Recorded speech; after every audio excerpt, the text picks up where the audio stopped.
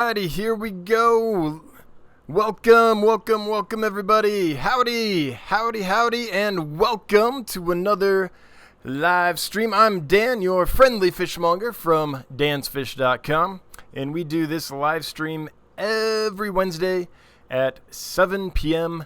Mountain Time. So I'm glad to be here. I always have fun doing this with you guys, and thanks for joining us. Got a couple cool things to talk about today. And then after we're done that, we'll talk with you guys, see how your week went since I last saw you. I'm always happy to answer any questions or reply to any comments about fish keeping or shipping or fish breeding or building a fish room or any of that schmaz. If you leave the comment like folks are, see how the Fish Tank Barn did it right there? Hey, at Dan's Fish. If you do the @ symbol in Dan's Fish, it'll highlight for me, and then I can jump right to it and respond to you. And you won't have to see me like scrolling through chat, which is super boring to watch as I look for questions and comments. So we'll get to all that soon. Hey, Kaylor, good to see you, Bob. Glad you made it in. Thanks for being our mod tonight. Welcome, everybody. So Reels Tanks was the first in tonight. So Reel 1, he got here kind of early. And I'm going to get out of the way here soon, just because this might be fun to watch. Got some new fish in the 125. And, yeah, they might be hard to identify. In fact, I'm curious, who knows what those fish are, the new fish in that tank? Yeah, they might be hard to pin down, but someone here will know. I'm sure someone will know. So before we get going, I want to do just a couple quick announcements. I'm going to be speaking, I'm getting ready to fly out. I'm kind of boning up on my talk on killifish. And I'm going to be flying out here to the Grand Valley Aquarium Club to give a talk on killifish. That will be this Saturday, May 11th, 7 p.m. So if you're in the area, I would love to see you. I don't get a chance often to meet with you guys. I don't know your face, half of you, you know. I just see your chat. So some of you you have channels and you're active posting videos, and I know your face at least. But if you're in the area, man, I'd love to meet you. So come on over. And then another aquarium club. This is in Pennsylvania. Bucks County Aquarium Society is having their big annual spring auction. So if you're close to that area and you can make it over to the Churchville Nature Center, then check that out. That might be an event worth going to. Usually those annual auctions are pretty exciting. There's usually a lot of stuff there and a lot of people there because they draw a good crowd. So that's always fun. Then the last thing is there's been a ton of activity at getgills.com. So just super briefly, I want to show you. I checked and there's tons of new stuff. Stillwater Aquatics has stuff. And then Simply Sensational Store, Stillwater Aquatics. And then the Fish Room Liberty here went nuts and posted all kinds of stuff. There's some cool plecos. And then there's like, here's the one I really liked. I thought these were cool. The pink guppy tuxedo males.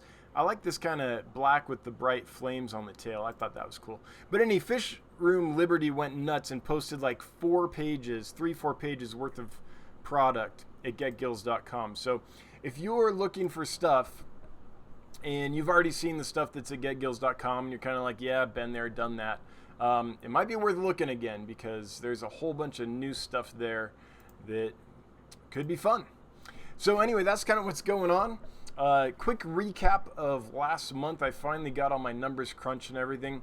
We did awesome at dansfish.com last month. We almost doubled any month we'd done before. So thanks everyone who supported us, who buys fish from us at dansfish.com. I really appreciate it. That's how I make my living now. And I've reduced from 3 sources of income and gradually honed down till it's just this. And I'm really happy we had a great month. And of all those thousands of fish that we shipped, I believe this is a true statement that we only had 1 DOA reported. So as far as I know, of the many fish we shipped out last month, only 1 DOA, which is pretty darn good. Pistol Abbott, helps me pack fish, are just so thrilled about that. So thanks again, everybody. And I do want to say one last thing before I kind of get into the chat a little bit and talk more generally, but just the last kind of infomercial thing is, if you got stuff from me and you haven't left feedback, then I would invite you to consider doing that. You can do that by going to, let me share exactly how to do that. It's pretty easy. So go to Get Gills, click on your account here, click on your orders, and then if you click on the details, you can go ahead and leave feedback. So again, your account, right here on your orders is what you click. And that'll open up all your orders, and you click the details of the order you want to leave feedback on, and you can. Really simple. You have to do it within 30 days of the date you purchase the item, but as long as it's been within 30 days, I always appreciate any feedback, good or bad or ugly, just for everybody. I think honest feedback is important because it informs other people that want to buy from that person what to expect, but it also informs the seller so that they know what they're doing right and what they can improve on. And we can all improve no matter how much we've been doing this. It's always good. There's always something new to learn. So thanks for anyone that leaves feedback for me or anyone else that sells at getgills.com. We really appreciate that. All right. Hope everyone's had a good week. Man, it's been insane for me. I did not bring in any new fish this week simply because I have to get ready to get out of town. And also, I'm probably not going to be bringing in a big order next week. I might do a small order, but I'm not even going to get back. So tomorrow I'm going to, pack my bags and go over my talk and get the fish all ready for my absence. I'll be flying all day Friday, like I leave early in the morning, and there's some layovers. Sheridan, Wyoming, it's not easy to get anywhere from here. There's always a couple hop, skips, and jumps to get anywhere. So there's a couple layovers, and so I don't think I get into Grand Rapids, Michigan until like 11:30 p.m. Then the next day, they've arranged this awesome day for me. I'm going to go see a lot of fish rooms. I'm going to go see some stores and spend the whole day just geeking out with other fish nerds. And I did tell them that anywhere I visit, I'd like to take video. So hopefully everyone will be cool with it if I get some video of their fish room or their store or whatever. And I can have something nice to share with you guys in video format, shortly after I return. But anyway, Saturday is going to be awesome. Saturday evening is the talk. I think it's 7 o'clock at the Grand Valley Aquarium Club. Then after that, I hope to hang out with people and just get to know you a little bit. Then I'm going to be tired, so I don't know how late I'll stay out, but I'll do my best because early the next morning, I've got to get up and get ready. I'll travel back all day Sunday.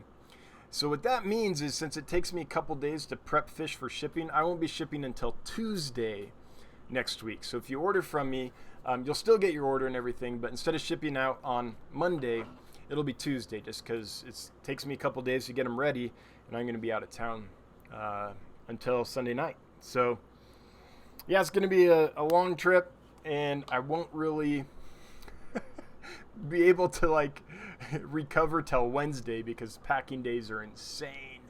But I'm looking forward to it, and I'm looking forward to being able to hopefully meet a few of you there. So anyway, that's what's going on for me, and that's why no new fish this week and probably only a few new fish next week. And shipping will be delayed by 1 day next week just because I got to prep the fish properly before I send them. So anyway, that's enough spiel for me. Oh man, Real nailed it. Did anyone nail it before Real? Got new critters in this tank, these little guys here, and I was wondering if anyone would know what they are, but they do. Real hit it. It's Uaru. Yep, absolutely. The reason I thought it might be hard to pinpoint is because they're pretty small right now, so they don't have their adult coloration or anything like that, and I didn't know if most people would know what small Uaru look like, but there they are. They're doing great. I haven't lost a one of them, and I'm excited because they can be a little tricky when they come in, but they are so far so good. I spent a little more time with them in the quarantine tank than I do most fish, and so far I think it's paying off. So yeah, happy about that. Let's see here. Dan Slee, hey, good to see you. Medina Cichlids made it, awesome. And Parle del Spirit, hello. Parlay de Spirit, hello. Okay, I'm going to start looking for highlighted questions and comments. That's how we roll here. So if I'm not replying to your question or comment, I'm not purposely ignoring you, I promise. It's just it didn't highlight for me. Or sometimes chat just skips so darn bad that I miss everything. If that happens and you leave it a couple times and I don't respond, if you call a mod's attention to it, they'll get me. It's never on purpose, I promise. But every now and then there's a little thing that happens. Hey, Dave Jenkins made it. Welcome, Dave. So glad you made it. The Fish Tank Barn will be making it out to Grand Rapids. Awesome. I can't wait to see you there. How? That's awesome. And by the way, they are taking me to that hot dog place you recommended. I forget the name of it, but that was one of their first things they asked. They're like, do you like hot dogs? I was like, oh, I know about this. Fish Tank Barn told me about this. Yes, let's do it. Tampa Tom, hey, lurking tonight. I feel ya. Lurker Nation, I'm right there with you. I do it all the time. Wichita just got the notification. Well, welcome in. James Glenn, welcome. Glad to see so many people here. And congratulations to Dan's Fish. I don't think I bought a single item last month. Yeah, so we're weaning Bob off slowly. You know, it's an addiction, so it's hard. But we're proud of Bob. He's 1 month sober. It's probably a record. 1 month not buying fish. Hit Dan's Fish. Yeah, we did great though, Bob. It's almost a blessing. I mean, I was so busy. So, yeah. Alrighty. Let's see what else we got.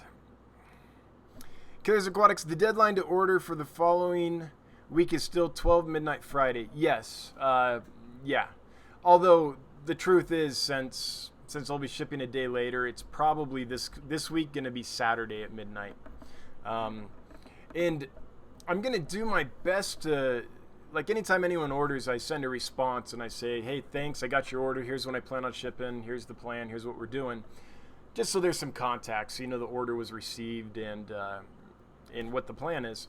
But I'm going to do my best, but just forgive me, guys, if it's not quite as Johnny on the spot as usual, because like I'm going to be on a plane for hours and hours and might not have, access to anything. And I really am going to try to take advantage Saturday and just immerse myself in fish rooms and meeting hobbyists and stuff like that. So I'll do my best, but you might not be hearing from me as quickly.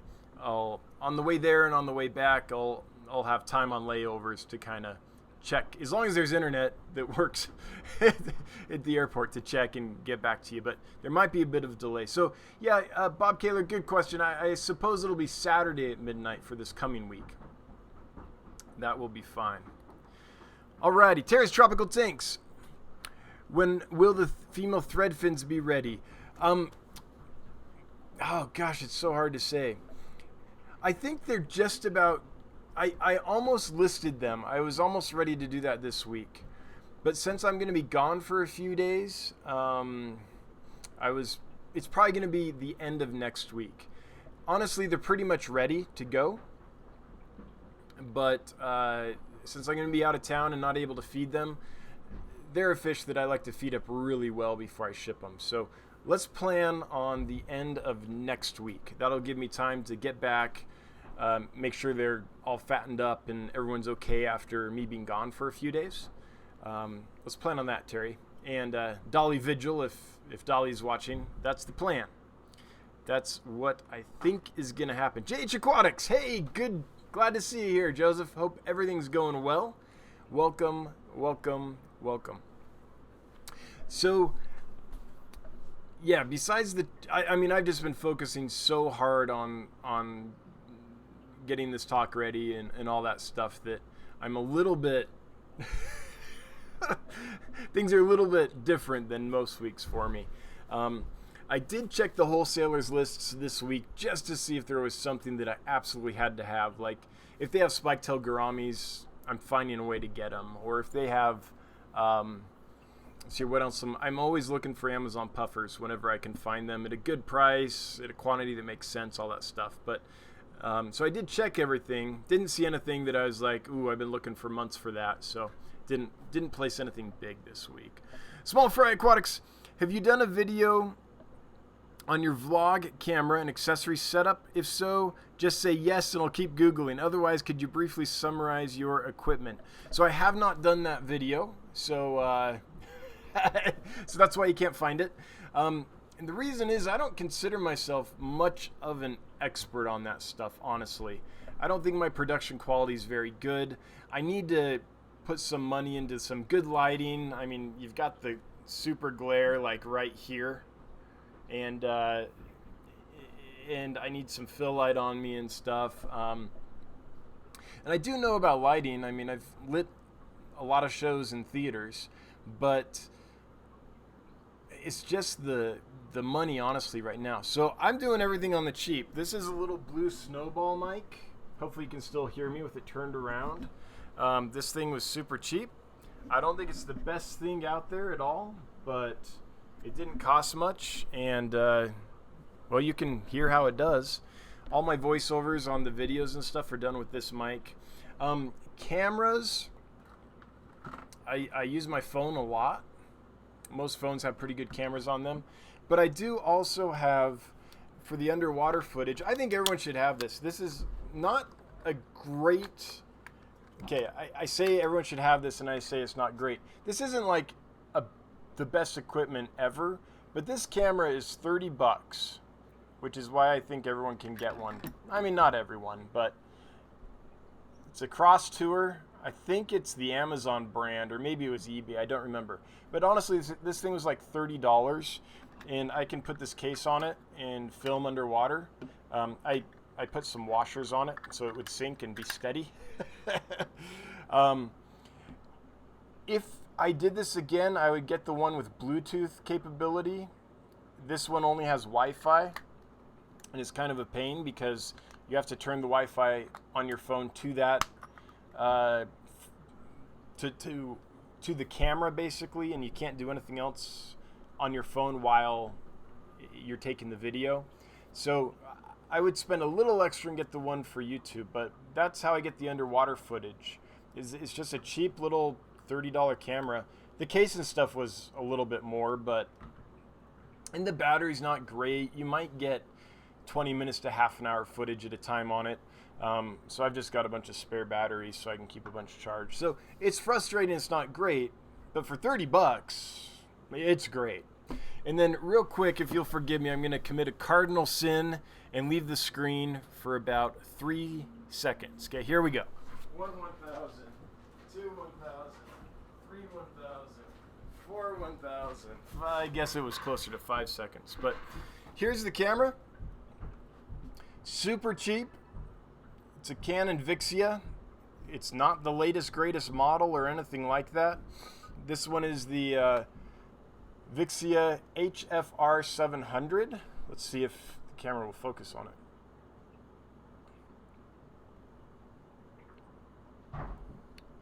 It doesn't like focusing on it. Anyway, that's what it is. And this has been a great camera. It does, I don't know, each battery pack has maybe a couple hours on it, something like that. Hang on, I gotta set this somewhere. I think that camera was like in the $100, $150 range. I can't remember, but it wasn't super expensive. Just get yourself a monopod and a tripod with it. You can get those for pretty cheap. And that's what I use. The other thing is a little Logitech webcam, which is, you know, this. This thing that I'm showing you all this stuff on. As far as software goes, I use OBS, which maybe isn't the most intuitive thing to use or anything like that, but it's free. It's you know, open source stuff, so free is good. And then for editing, I use Shotcut, which is open source and free as well. So I went on the cheap. I'm not like a computer nerd and video camera nerd and microphone nerd and all that. I don't know that much about it. So I went as cheap as I could, and that's what I did. Now, I would like to, like, as soon as I can, to improve what I use on my streams and on my videos, because I would like to make them, nicer. I look at Jimmy's stuff and I drool a little bit, right? I mean, there's a reason Jimmy's got so many subs with so few videos. It's because he does good work. Tank Tested, like, that guy doesn't do many videos, but everything he does is just gorgeous. That's just not my expertise. I don't have that skill set, but I would like to get some better equipment so I can make it a little nicer. And then eventually I'd like to get my own Jimmy, but that's a ways out. For those that don't know what that means, there's a gentleman in the fish aquarium YouTube community named Jimmy Swisky, S Whiskey, I believe is his channel name at this time, instead of Sashimi Whiskey, which is what it used to be. But and he makes incredible videos. So when I say I need a Jimmy, what I'm saying is I need to, like, be able to hire someone to help with the videos, because it's just not a skill set I have. And I would like to develop the skill set, but I'm already putting in 14-hour to 20-hour days, like 7 days a week. So doing more is hard when you're already spread that thin. But anyway, hope that helps, Small Fry Aquatics. But I do feel like I'm not the guy to ask. I feel like Swisky can give you a lot of information. Tank Tested on his channel, I believe he does a video where he covers the equipment he uses. I mean, that guy does the best stuff ever, but he's a documentary filmmaker by trade. That's what he does for a living. So, like, I think he's worked for National Geographic and all that stuff. So he knows his stuff really well too. So yeah, hope that helps. But for just getting in on the cheap, that's what I showed you. All that stuff works. It's cheap or free, and that's why I went with it.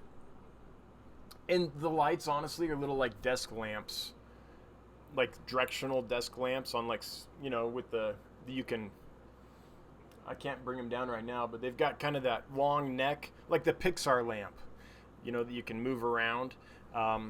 That's what they are, with a couple LED light bulbs. I mean, it's that simple.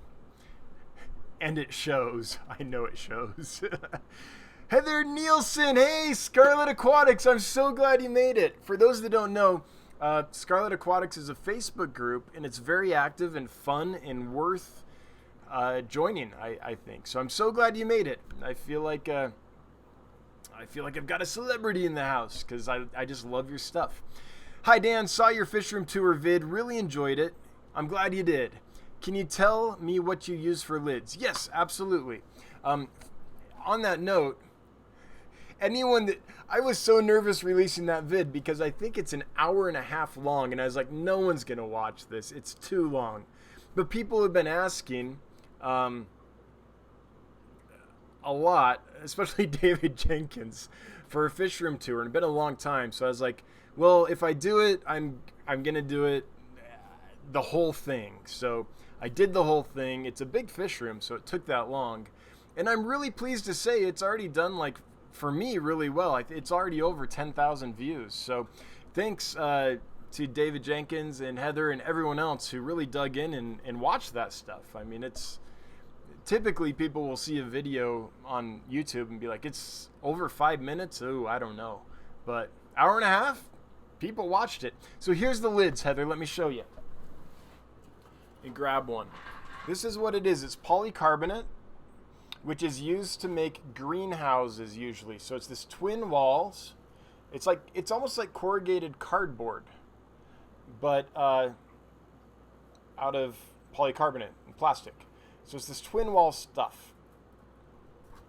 And it's not the cheapest in the world, but it's as cheaper than, like, glass lids and things like that. And let me find you can buy this stuff on Amazon, or from greenhouse supply places and stuff like that. Twin wall polycarbonate. Okay, let me show you. Yeah.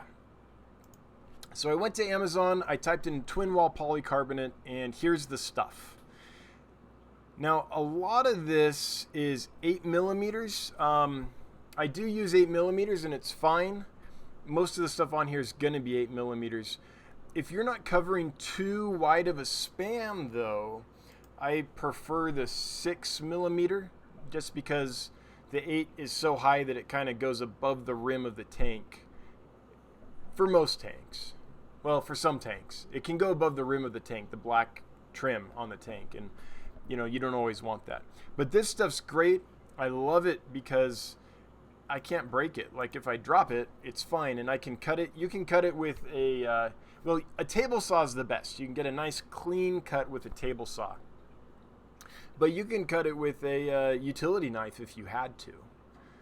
Probably not going to get a nice straight line that way, but you can. You can even cut like the 6 mil stuff sometimes with a really good pair of scissors. So that's why I like it. It's easy to drill holes in for your equipment and all that stuff. So twin wall polycarbonate is what I use. And I think the next kind of big fish room, I don't know, tour or whatever I do, I'm not going to look at the tanks. I'm going to look at systems and equipment. So it's been a long time since I've done that.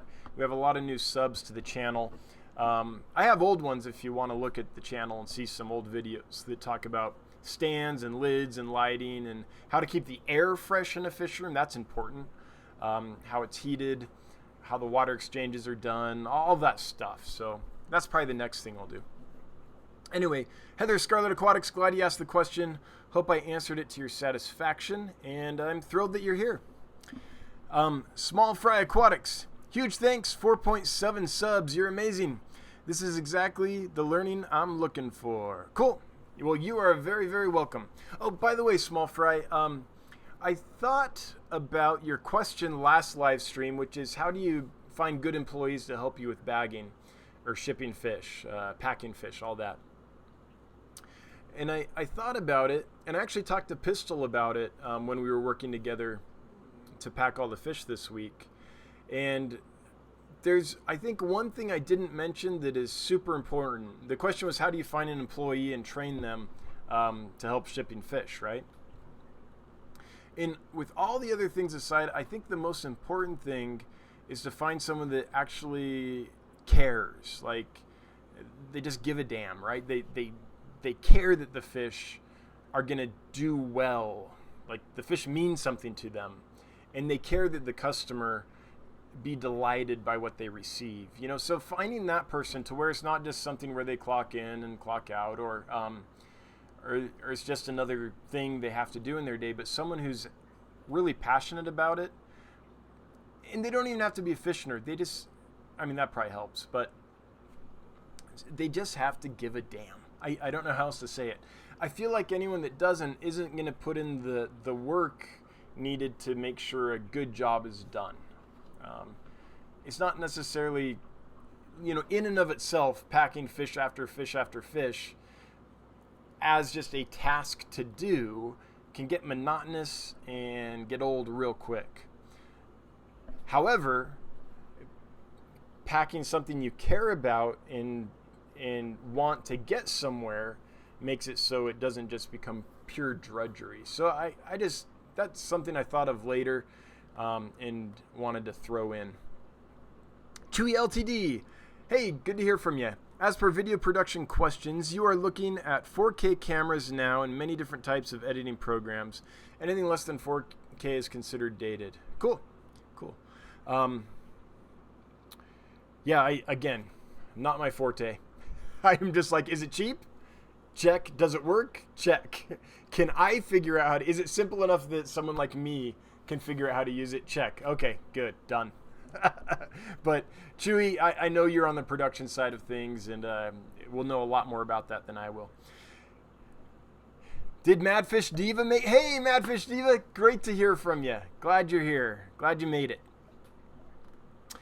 All right. Looks like Kaler's flying solo tonight as the mod. So Bob, an extra thank you for doing triple duty tonight. You're on your own. No Candy, and I want to double check, but I don't think there's a Lumpy Dog in tonight either. All right. Well, thanks, Bob. Holding the fort down all by himself. I really appreciate it. Charlie, the Greenhouse Mega Store is a good source. Cool. For the twin wall polycarbonate that you can use for lids.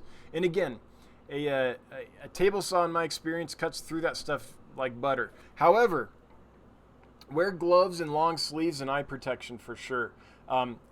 Because little bits of it, as it's being cut, do like fly off. Like sawdust would if you were cutting wood. But since it's plastic, it flies off. And it doesn't like cut you or anything. But it does sting a bit. Like if your arm's bare and you're cutting, it's just like all this stuff's like hitting you. And after a while, again, it's not going to, in my experience, it doesn't really break the skin or everything. But every now and then it's just like, oh, ow. So long sleeves, gloves, wear good eye pro and stuff. Dr. S. Experimentus, great to hear from you again. Thanks for being here. Why are you leaving on a jet plane? By John Denver. I'm flying to Grand Rapids, Michigan to give a talk. So I'm talking at a fish club there called the Grand Valley Aquarium Club. I always call it Great Valley Aquarium Club. Grand Valley Aquarium Club. And that's why I'm flying out. So packing tomorrow, flying out Friday, talking Saturday, flying back Sunday. Because when I go anywhere pretty much from Sheridan, Wyoming, it's a whole day of travel. Like, there's no direct flights anywhere. So that's what that's for. Covered that kind of in the beginning, but I'm excited to go out and meet some folks. And I've been approached by quite a few fish clubs, so I'll hopefully be able to go out and talk and meet some of the others of you in person that aren't out in the Grand Rapids, Michigan area. So if you've got a fish club, I can, I can't go every week, but I can probably do once every other month or so and go out and hopefully meet some of you. Let's see here. All right. Did we reach the bottom of the chat? Holy cow, we did. Great. Hey, Mikey at Mile High, good to see you. Otter Creek, good to see you as well. So, we've reached the bottom of the chat, so I'm going to need your guys' help. Really, all I've been focused on this week in any spare moment is the talk, because I want to do a good job, and also getting all the fish out of quarantine and stuff. But I'm wondering what everyone here is breeding. What's going on in your fish tanks? What you breeding? What you have going on? I know that Bob Kaler has a lot of cool stuff right now on Get Gills. He's got rainbow cichlids, got pairs of them available from batches that he raised up himself. So I thought that was really cool, and I'm tempted to get a pair. I just don't. I've got to fill out the last shelf, the last rack of tanks, and do breeding projects. And there's just a time thing, is why I haven't done it. But when I do, I've got my eye on those and some other fish, because they're beautiful and watching them spawn's pretty cool. I think it would make a good video. But curious what you've all got going on. Dr. S. Experimentus, nice. I hope you have a great time and can't wait to hear how it's going to go. Well, thanks. Marcio Mora. Hi there, everyone. Do you recommend a lid for most aquariums? Yeah, I'm not a big rimless guy because lids are hard for those. I'm a lid guy. Every aquarium I have except one has a tight-fitting lid on it. I think that comes from being a guy that most of his fish-keeping career has kept a lot of killifish and wild-type bettas and stuff, because those fish jump. They jump frequently, they jump often, they jump expertly. And so for me, I've just got to the point where I just keep a tight lid on almost every aquarium. And even fish that you don't think would jump will sometimes jump. Like I have swordtails that just love to jump. Kept swordtails for, I don't know, decades and never had jumpers. And then I got a strain within this last year and they started jumping on me out of nowhere. Pandagara, I did not think they'd be jumpers. I always think of Pandagara as more of like a bottom feeder kind of type fish, you know. They jump like crazy. So I got tired of like unexpectedly losing fish, so I just, I wouldn't put lids on tanks when I thought the fish wouldn't jump, because I liked having plants that would kind of grow out of the water and stuff. But then I stopped trusting fish that they wouldn't jump. So now I have lids on everything except for one tank. And in that tank, I generally keep, the reason the lid's off it is generally cooler water fish. And so the lid is off it for evaporative cooling. And it's like corridors and stuff, which aren't jumpers until they are. But in general, aren't jumpers. I can't tell you how many times I've sold fish to people and mentioned, hey, I'd recommend a lid, and had them contact me later and be like, hey, do you have any more of those? I jumped.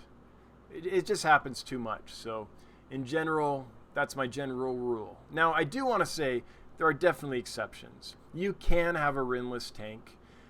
You can have a beautiful planted rimless tank with plants growing immersed or half submerged and then half immersed and all that stuff. And that's totally fine. But it will limit the number of species you can get, just because a lot of our fish are naturally jumpers. That's how they get from place to place. That's how they escape danger. If they're startled, whoop. If they're excited about food, I even have fish like these hatchet fish, or some of the epiplates, or the spike-tailed gouramis. Like, I put my hand up to sprinkle food in. They're so excited, they jump. And sometimes they jump clear out of the tank. And it's just a few seconds. I'm just lifting the lid and sprinkling food and then going to pull my hand out. Sometimes, though, they're that quick. So that's what I would say about it. I'm a better safe than sorry kind of guy.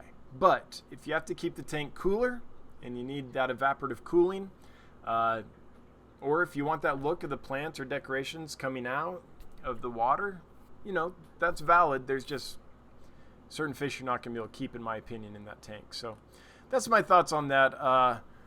Marcio Mora, hope I said that right. Heather Nielsen, thanks so much. Well, you're welcome. And I really do love your Facebook group.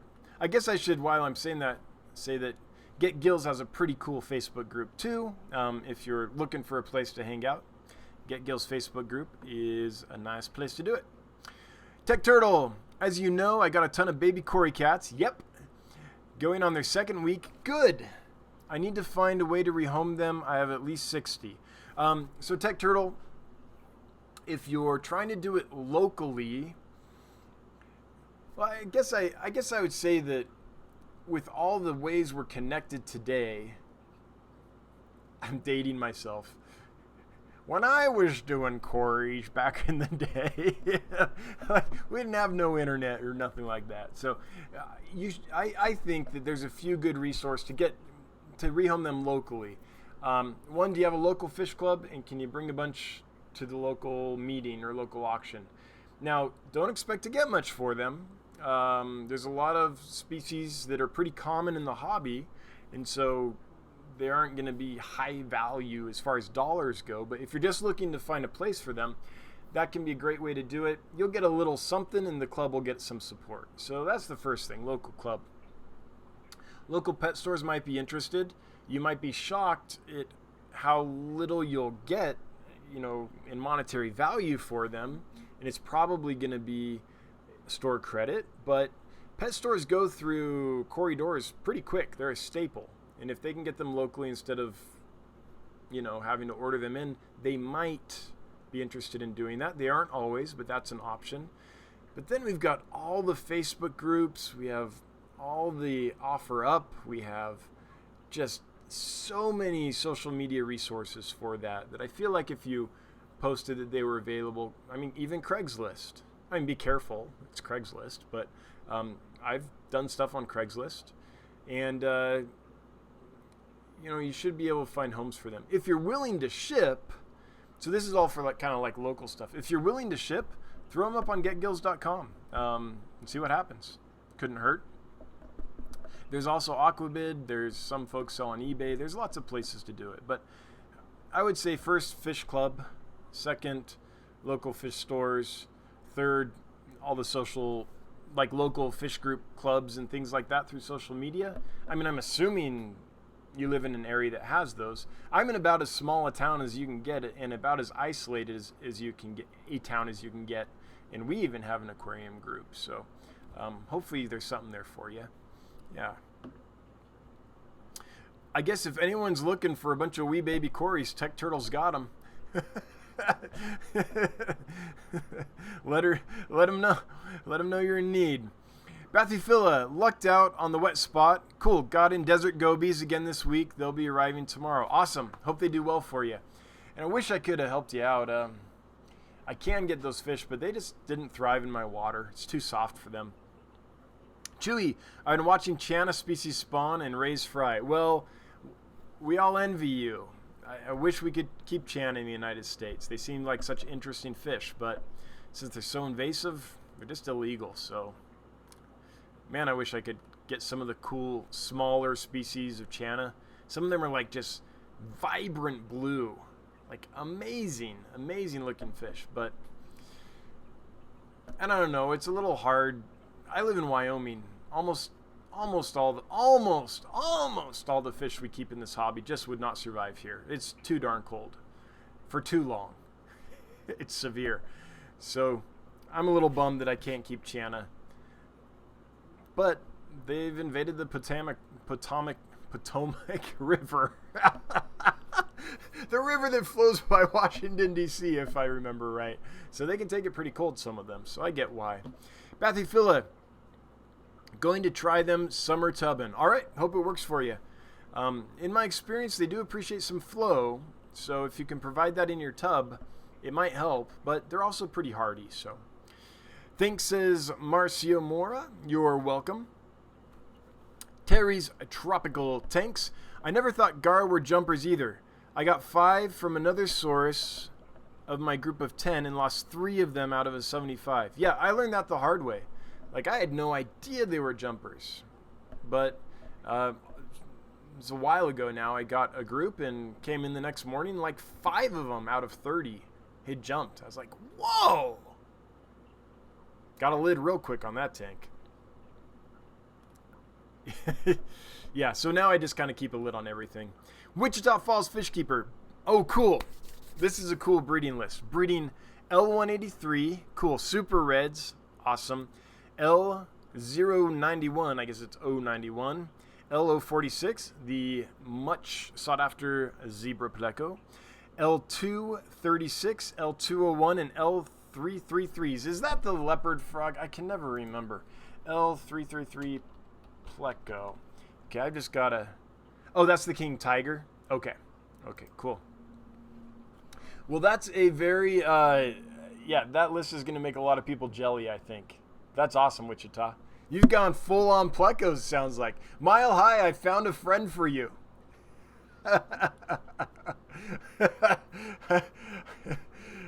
Found a friend for you. Mile High, or Wichita is doing the Plecos right. You two should chat. Mile High, going crazy, so many fry. Awesome. I'm glad to hear it. Dan won't even see that. Okay, now I'm looking. Jumped to 63 watching. Hey, not bad. And we're at 57 right now. Glad you're all here. Welcome to the party. For those that are new, if you don't know, the way to get me to respond to your question or comment is to make it highlight for me. So make it at Dan's Fish. The at symbol, and without putting in a space, just typing in Dan's Fish, it'll populate. You select that, I'll see it. But yeah, Mile High, I hope you and Priscilla are getting amazing fry out of those Santa Maria Endlers I sent you. I hope they're doing great. All right. And same with other folks that I sent them to. I'm not going to mention names because I don't know if everyone wants to know. You know, I feel a little weird telling people, hey, you bought those for me. I'm like, what if that's a surprise and they're trying to, I don't know how much I'm supposed to out people on the fish I send them. But I know Mikey and Priscilla are cool with that. Bathyphila. At Otter Creek's Aquatics, this didn't highlight, but I saw killifish, so like my eyes just naturally went to it. A Phanius mento, or an awesome killifish, love hard water, tolerate any temperature between freezing and 90 degrees or higher. The males are dark black with iridescent spots and are non-annual. Yeah, they're amazing. One of the first killifish I ever bred. If your water's hard, they're tough as nails. In the wild, they live in some really toxic environments, like no other fish could live in. They're hardy little guys, so they're great. Oh, totally jumped on me, this chat. Oh, holy cow! Bob Kaler, thank you. $100 super chat. I guess this is to make up for no orders in April. That's a big one. Thanks, Bob. I appreciate that. No more professor. See, that's what over 10 years of college education does for you. It allows you to not say words right. Professor. No more professor. Fish barn. Light fund. Thank you. Camera fund. Thank you. Thanks, Bob. I appreciate that. Man, every now and then Bob throws down, and I love being able to go upstairs and be like, hey, Brenda, guess what happened during the live stream? Because she gets super happy. So thank you, Bob. I appreciate that. And I am looking into so there's a couple things I'm looking into as far as expansion.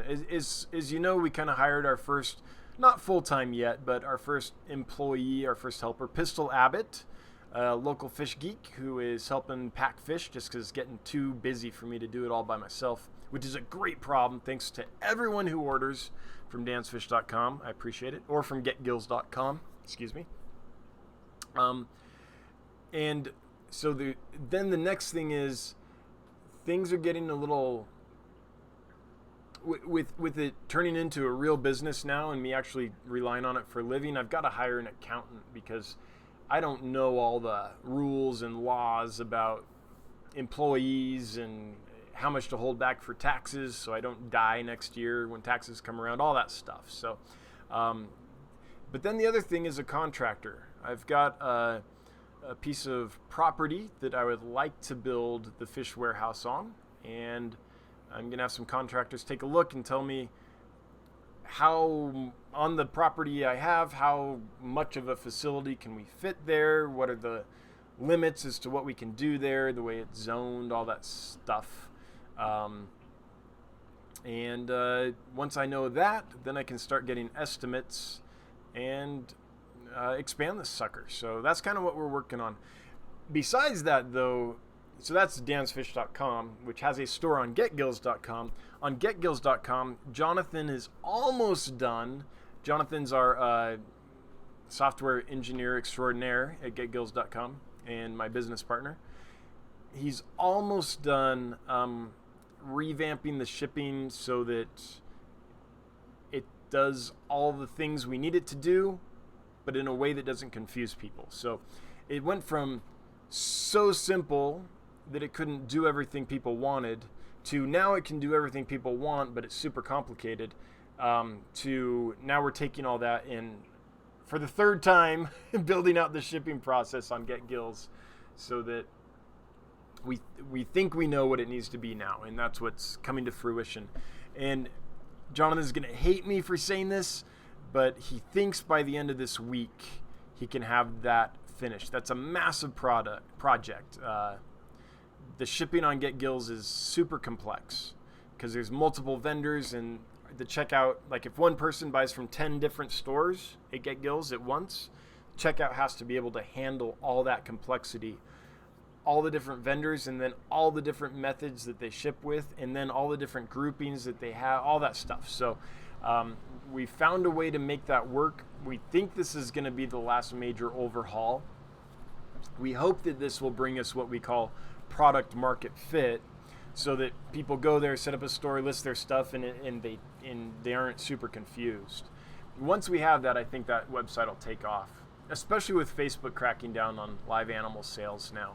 There's a lot of people that need somewhere to list their stuff for sale, and I think I'm hoping that getgills.com becomes a large part of that, and I think we finally figured out how to make the website so that it can be that. So that's what we're all doing, Bob, with all these super chats that we get in the time that we have when we're not, taking care of fish and bringing in new fish and shipping fish and quarantining fish and all that other stuff. And occasionally seeing the wife and kids and being like, hey guys, remember me? Bathyphila had a rummy nose rasbora jump out of the tank a little while back because it was so excited to get fed. Yeah. And it makes you feel horrible because it's like, it didn't jump because it was scared. It jumped because it was so excited you're there feeding it, and you're there feeding it, and it comes up, it's all excited, then whoop, it's like, whoa, wait! Like, that's the worst. So we'll add rummy nose rasboras to the list. I forget that name. What is that? Sawilia or Sawa? I can't remember the scientific name, but you all know what that fish is, right? Cool rasbora that likes hard water. So if you have hard water, you know, a lot of tetras and rasboras and stuff like it soft, but the rummy nose rasbora really likes hard water. Fun fact. Watch, now Terry's Tropical Tanks or Mike Wilson will school me and be like, well, actually, that's not what makes a cichlid a cichlid. Which I totally appreciate, guys. I like being corrected if I say something wrong. Terry's Tropical Tanks. Why do we always envy water we don't have? I know. I have liquid rock. I would love to have soft water. Most of my life, until I moved to Sheridan, Wyoming in 2011, I had super hard water. And I was always wanting soft water. Now that I have soft water, I'm like, well, there's a lot of fish that like hard water. Maybe having that wouldn't be so bad. So ultimately, my dream facility has both. It has 3 temperature sections, so it's divided into 3 sections. One section is, you know, mid to high 60s. Another section is mid to upper 70s, and another section is like mid 80s. So that can keep a wide range of fish. And then I hope to have 2 water sources. One, my natural soft water, and one hard water. So that way I can kind of keep everything. But that might be a pipe dream. That's a lot of complexity. But that's water envy. Okay, hashtag water envy. Yep, it's a true thing. We always want what we don't have.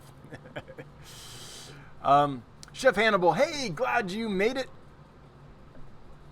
Beware all. Oops, got scammed for $66 on Aquabid. Won a flower horn. Seller had 0 feedback. Should have known. Paid using PayPal and thought it was protected. No such luck. Oh wow. PayPal didn't come down on your side, huh? In my experience, PayPal's always been consumer centric, they generally come down on the side of the consumer. So they hopefully something works out there. But I'm sorry about that. Yeah, it's on a lot of places, if there's no feedback or and you're the first person to buy from them, that can be risky. It's always better. It's always better to buy and sell to people that have an established background in what you're doing, right? That being said, I've bought from people that it was everyone's got to start somewhere. So I've bought from people that it was their first listing, or sold to people that had, were brand new without any problems. But this does happen occasionally, no matter what service you're using. There are just predators out there. I mean, I don't know why some people feel. Here's what gets me. I feel like if someone is intelligent enough and hardworking enough to indulge in criminal behavior, this is such a tangent, but then you're smart enough and you have enough work ethic that you could be totally successful without the criminal element, right? There's lots of things you could apply that intelligence and drive to that wouldn't hurt other people. But anyway, I'm sorry, Chef Hannibal, that happened. I hope PayPal rules in your favor, but that can be a long, drawn-out process. Oh, man, sorry to hear that.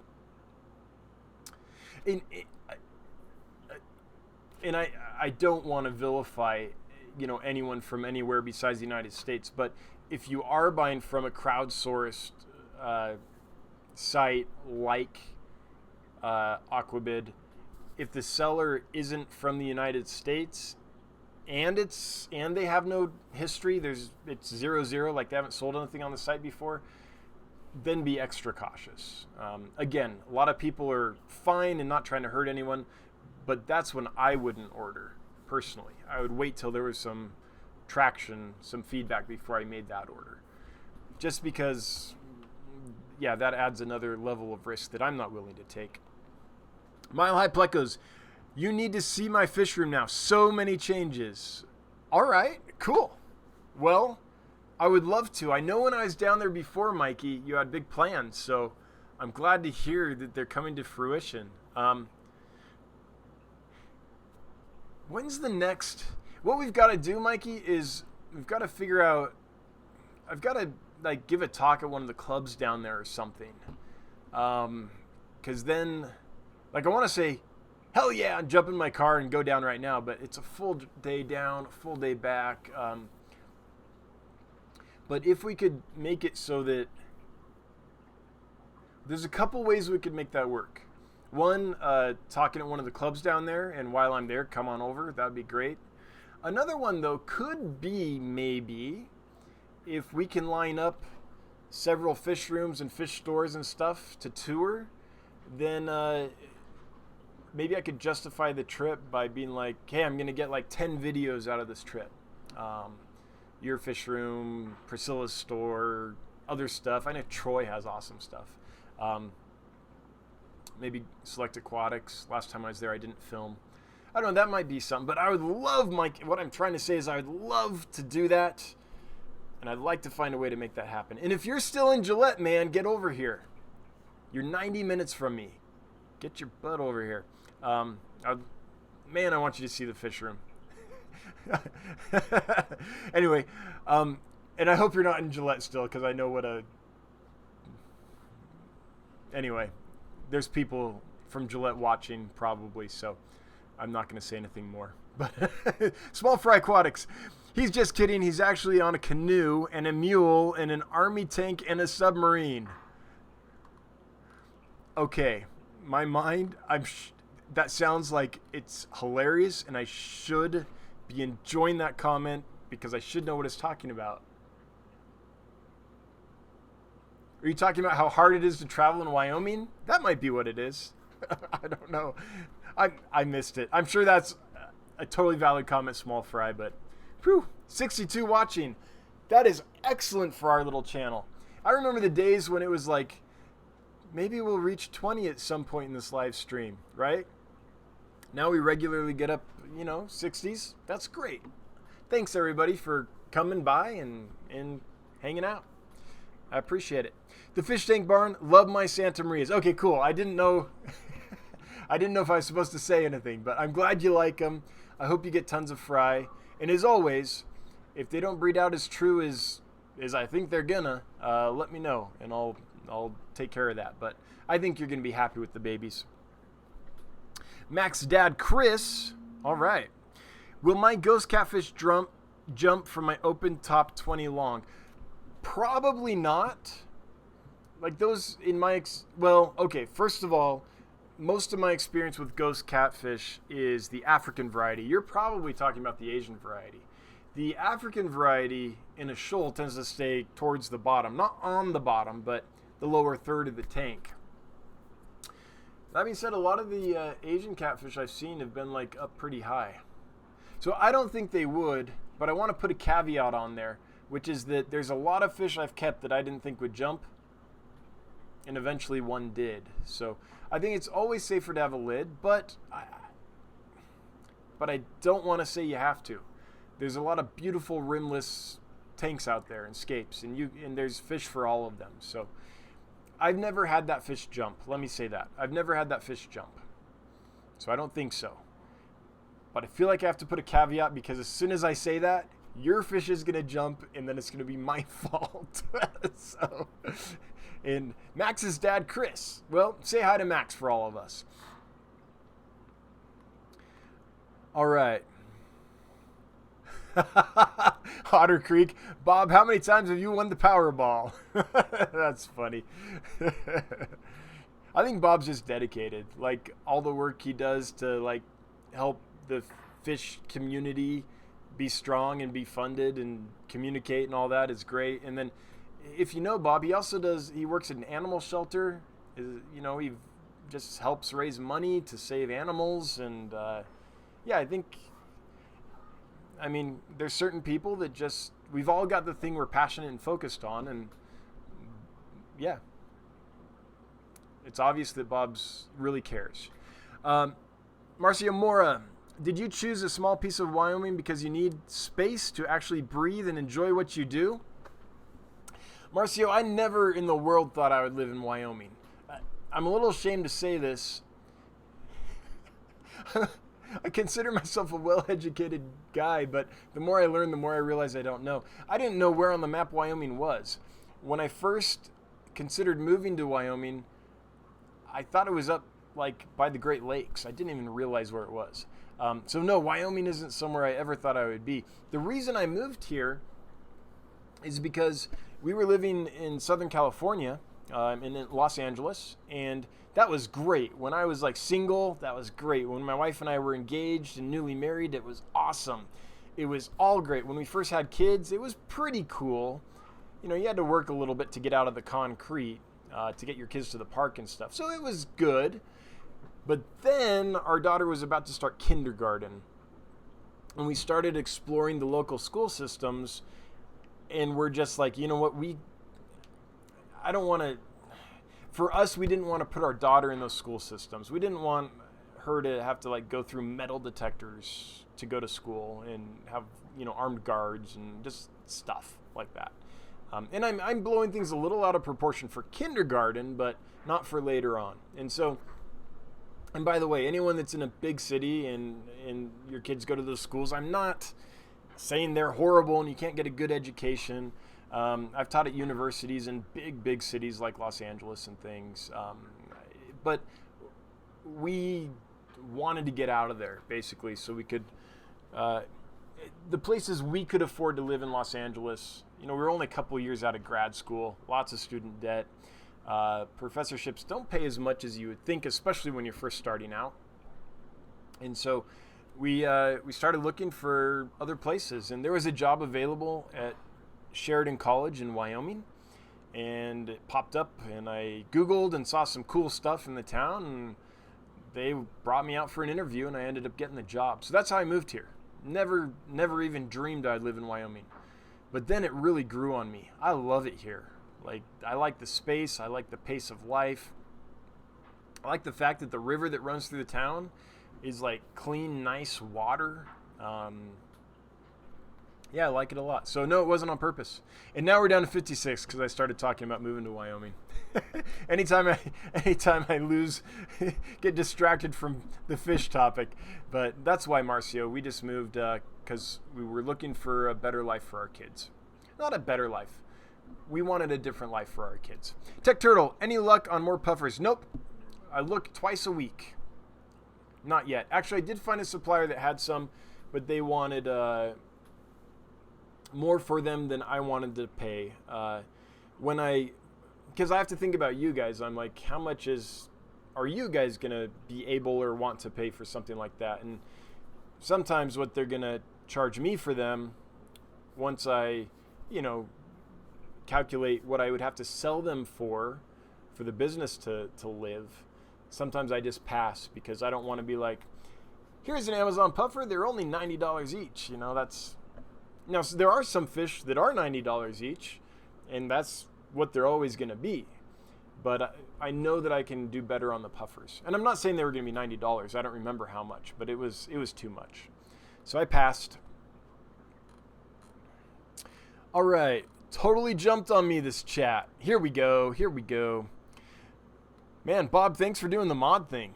Modding like a pro. Killers Aquatics, have you kept the Emerald Eye Rasboras? Thinking of them as a third species for my tub. I have no experience with them, Bob. I've never kept them. Never kept them in a pet store. Never kept them at any of the wholesalers or anything. And I've never kept them personally. So I'm sorry, I can't chime in on that. Anyone here that has kept the Emerald Eye Rasbora, would you chime in and let Bob know if they would do okay in a tub? Like, what temperature range do they take? Stuff like that. That's important for tubbing. Chewy LTD, definitely add river monkeys to the jump list. Arowanas. Oh, yeah.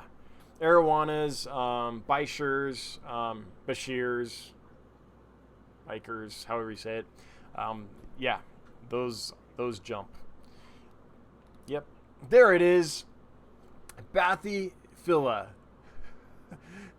Sabua resplendens. That's what it is. That's the rummy nose rasbora that likes hard water. Also, apparently, your mop spawners like killifish. Cool. Haven't got into spawning them, but that is one fish that one day I will spawn. Yeah.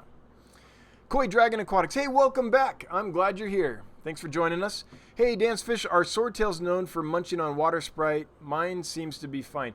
So swordtails do eat a lot of plant matter, and they need that, in my opinion, to stay healthy and not blow it up and not have digestive problems long term, to be healthy long term. But they don't. I have to be careful, because as soon as I say this, it'll be the different for you and you'll have a problem. I've never had them eat healthy plants. So they'll eat like decaying plant matter, and they might pick at some really soft tissue type plants. Like, I'm not sure that anacris would be okay with them because it's so soft. But in my tanks, they kind of pick at plants and stuff, but they don't really eat them if they're healthy. In fact, water sprite I use in my swordtail tanks when I'm trying to breed the swordtails. And it grows like crazy and the babies live in it. Now, I'm not a big plant guy. I keep a few really hardy species of plants, but I'm sure there's other plants out there that the swordtails would eat. But in my experience, they aren't a problem. They eat a lot of algae, though, and they need a lot of vegetable matter in their diet. So keep that in mind as you're feeding them, that for them to be healthy long term, spirulina flakes are good. Vegetable-based rapashi is really good because they can just graze on it, and that's kind of what their mouths are meant to do. And if you ever have a tank with diatom algae on the glass, you'll see this. They'll like go and like pick at it, and you'll see their little lip marks all over it. But yeah, I mean, in my experience, they don't hurt water sprite. But I hesitate, to say they won't hurt any plant, because there might be, someone will have this rare, expensive plant that they've worked hard to propagate and it's doing great, and then they put the swordtails in because I said swordtails don't hurt plants, and then the next day that plant's gone, and suddenly I'm Dr. Evil. Lumpy Dog, welcome. Glad you made it. What's Lumpy Dog say on the subject? Swordtails love veggies and will also pick at algae. Try feeding some soft veggies. Oh yeah, and they might leave the water sprite alone. They leave my guppy grass alone, but love veggies. That's true. Yeah, like zucchini's awesome. If you take zucchini and like blanch it, so boil it really briefly, and then drop it in the tank, they go nuts for that. Boiled carrots, they like lots of stuff. So yeah, that's a good point, Lumpy Dog. They love veggies. Marcio Mora, I choose Wyoming over all that any day as well, and all that beauty. All the best for you and yours. Well, thanks. Yeah. I mean, there's lots of Wyoming that's pretty rugged. I'd have a hard time calling it beautiful, but there are parts of it, and I'm lucky to live in one, that are really, really pretty. It's got both. It's got just pure, like, kind of brown on brown desert areas, and then it's got these beautiful mountains with awesome rivers and dramatic scenery, and yeah, it's got a little bit of everything. I have to say, though, when you're young and single, LA's pretty amazing. There's a lot to do there. But when you're trying to raise a family, man, Wyoming's hard to beat. Koi Dragon Aquatics, thanks. Hey, you're welcome. All right. Well, Cheerish made it. Hey, glad you're here. Cichlus23 is here. Awesome. Glad you made it. 66. I need this. Hang on.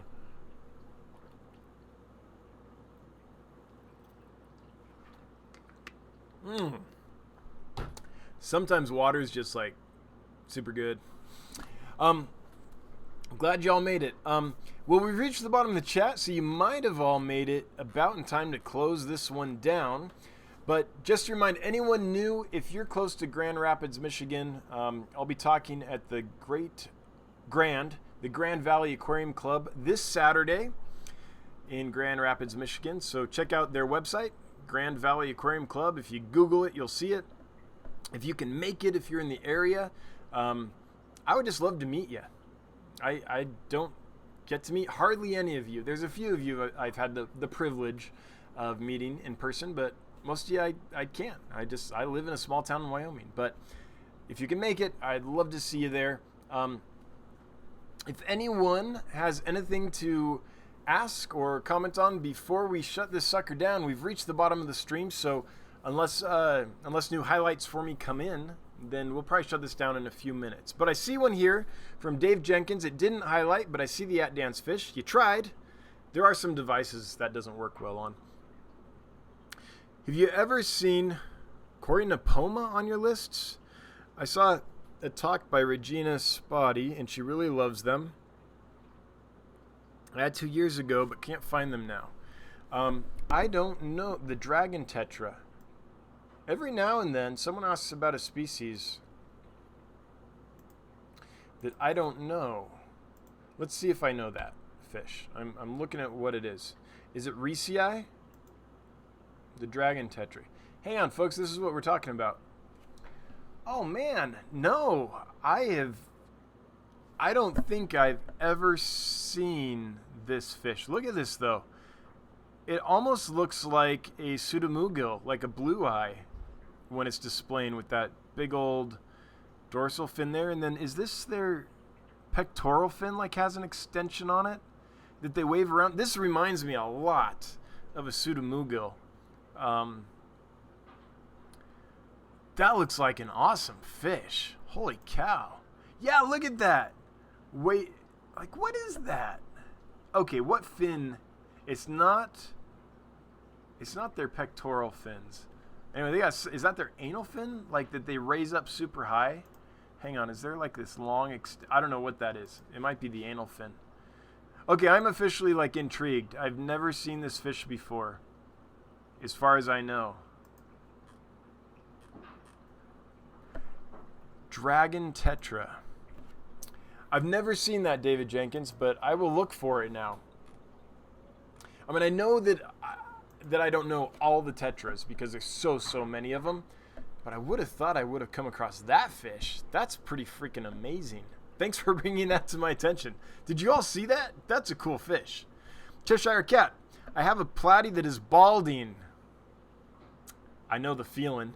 A patch of white where color and scales used to be. I think it might be an injury from the queen platy, but could it be a disease? Yes, it could. It could definitely be a disease. And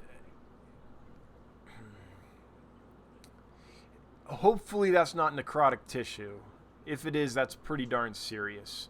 And once tissue starts going necrotic, the truth, Cheshire Cat, is it's going to be very hard to treat. Personally, if I saw that, what I'm picturing, have you ever seen a fish that, like the tail got damaged and then the fleshy part at the back end of the fish, right where it abuts the tail, starts getting like white, and then that gradually extends further into the body of the fish? I don't know if you've ever seen that, but if it's like something like that is going on there on the fish or somewhere else on the fish, that's necrotic tissue. Sometimes you can get lucky, and the best shot I think you would have of treating that would be the kanamycin and nitrofurazone combination. Spectogram is a medicine that you can get on eBay, maybe Amazon, that has both kanamycin and nitrofurazone in it. Kanamycin actually will enter the body of the fish and help as much as possible internally, while the nitrofurazone will take care of the outside of the fish. That's why they're synergetic. They're a great combination. That's the type of medicine, if that's what's going on. It's so hard without being there in person and seeing the fish. But if it's necrotic tissue, that, in my opinion, is probably your best shot. But it's also a super long shot, honestly. That's a tough one. Once a fish is in such bad shape that its flesh is actually dying, that's hard to treat. But it can happen. I have the best luck in it with larger fish like cichlids and stuff like that just have more body mass so they can weather those storms a little better. Platies could be really tough, but it's still possible. But if that's what's going on, it's a long shot in my experience. David Jenkins, I've heard them called swordtail characins too. I have heard, yes, I've seen swordtail tetras on the list. I passed them by because I didn't know, what they were, but I'll dig in deeper if I see them again. That was cool. I'm gonna look again. Man, that's just cool. Not a lot of color, but I bet that their display behaviors and stuff mixed with that finnage I saw is gonna make them awesome. Kind of like a threadfin rainbow fish or something like that. Yeah. Man, thanks. I love it when I find new fish that are exciting. Michael Wilson, very cool characin, which does internal fertilization. I had them years ago. The raised organ is the male's gill cover. Wow! That's a gill cover that has a big extension that they like flip up. Man, fish are amazing. Okay. I've never encountered a fish before that had bettas will like flare their gill plates, and fire mouths, and lots of fish will like flare their gill plates. I guess it's not like this, it's like this. Like that dinosaur in Jurassic Park. But having like a big specialized extension that's for display, I don't know if I've ever seen that in another species. That is awesome. That's cool. I'm geeking out right now, guys. Like, I'm definitely going to be looking out for those fish. Max's dad, Chris, how many miles is the closest hospital? Hundreds of miles? No, I'm lucky. So we're the hospital. In Sheridan, there's a hospital that folks from hundreds of miles around us come to. So we're lucky here. We have a hospital, we have a college, we have a VA hospital as well, a cancer research center. And those are kind of the big institutions we have locally. So Wyoming's funny. We have such a small population, like maybe 500,000, maybe 500,000 in the entire state. So instead of being like a state where there's all these independent cities, the state's more like one large town with really long streets. So we're the town that has the hospital. There are other towns that have hospitals too, but if you're in one of the many small towns scattered around us, you're probably coming here to go to the hospital or to go to Walmart or, things like that. Yeah.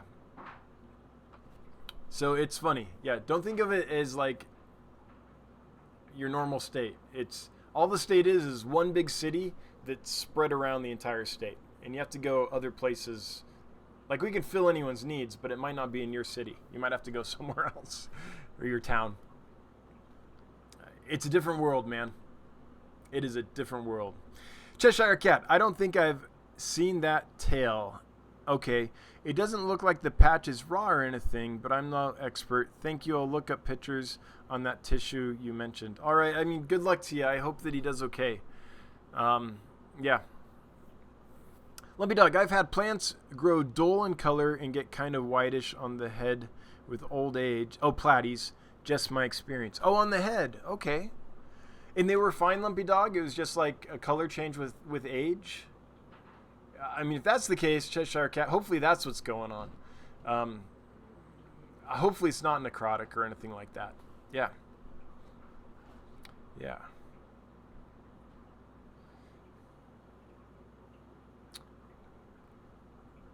Whitish on the head with age. Okay. That's the best case scenario right there. Cheshire Cat, the patch is white, by the way, right in front and to the side of the dorsal fin. The scales look to be missing. Okay. Yeah, so there's bacterial infections that will make kind of like a saddle. It looks almost like a saddle on the fish in that area. And it can be on one side or both sides. Again, hopefully it's not that, but whenever I see that sometimes, that whitish saddle forming, personally, I immediately start treating the fish. Because I can't remember if I think that's a columnaris type, a common place for columnaris to infect. Or maybe it's Vibrio. I can't remember which one exactly, but whenever I see it, I take them out and start treating them. Again, though, hopefully it's not that. So this is so hard, guys. It is so hard to help with fish disease from afar, right? I've got to be there to really know what I'm doing. And even then, how often do we actually know what we're doing? Like, we're not vets. So I'm trying my best, Cheshire Cat, but hopefully it's not that. I don't know what else to say.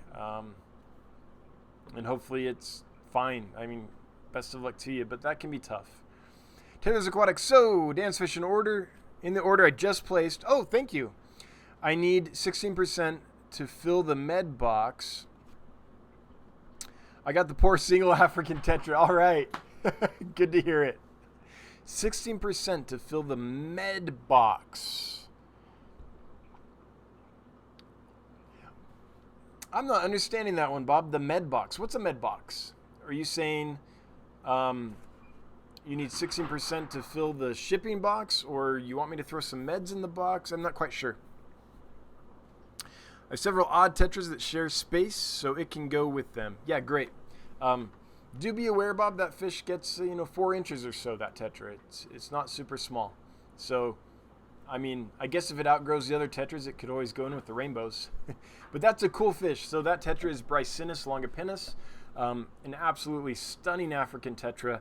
And I sold, a big group of them, and just later found this one still in the tank. And I've always felt bad for that one, because tetras like to be in groups. So hopefully he pals around well with your other ones.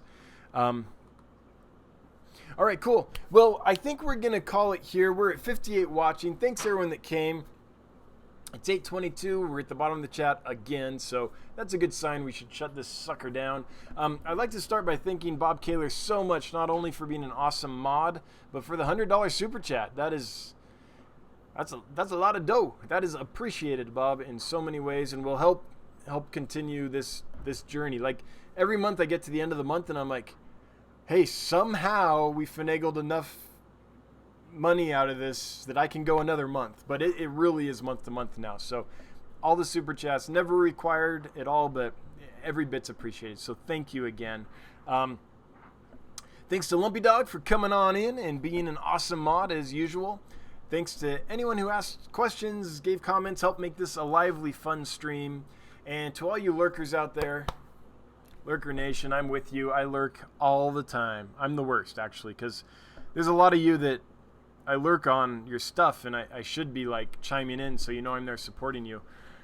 But, man, I'm, like, running like crazy right now, so I don't always get to that. But I listen to a lot of stuff. I lurk on a lot of stuff. Anyway, thanks, everybody. Have a good one. I'll be back next Wednesday, 7 p.m. Mountain Time, as always. Until then, have a good one. Bye-bye.